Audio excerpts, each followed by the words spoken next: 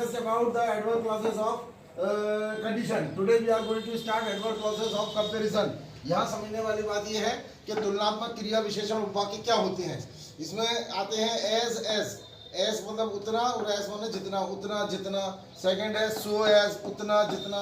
तीसरा है no less then, से कम नहीं। नो लेस देन मीन्स से कम नहीं, या कि अपेक्षाकृत भी बोलते हैं, और देन मीन्स भी अपेक्षाकृत होता है। ये तुलनात्मक इसका प्रयोग किया जाता है। पहला सेंटेंस देखिए, गांधी जी उतने ही दयालु थे जितने वह बुद्धिमान थे। Gandhi ji was as kind as he was wise. पास का है यहाँ पर देखिए, तो यहाँ भी पास का है। अगर यहाँ पास का है तो यहाँ पास का ही सेंटेंस बनेगा, ये विशेष ध्यान रखना।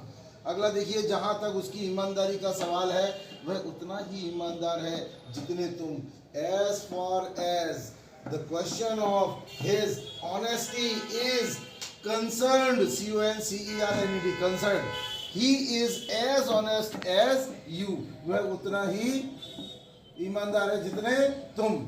अगला सेंटेंस देखिए, आलसी आदमी अधमरे के समान है, यानी होता है, या हम ये भी बोल सकते हैं कि आलसी आदमी उतना ही है जितना अधमरा, इसलिए आलस कभी भी नहीं फैलाना चाहिए। An idle man is so good as half dead, यानी सो गुड एज का मतलब उतना ही है, उतना ही अच्छा है जितना हाफ डेड, मरा हुआ होता है। मैं तुम्हें मोहन से कम पसंद नहीं करता हूँ।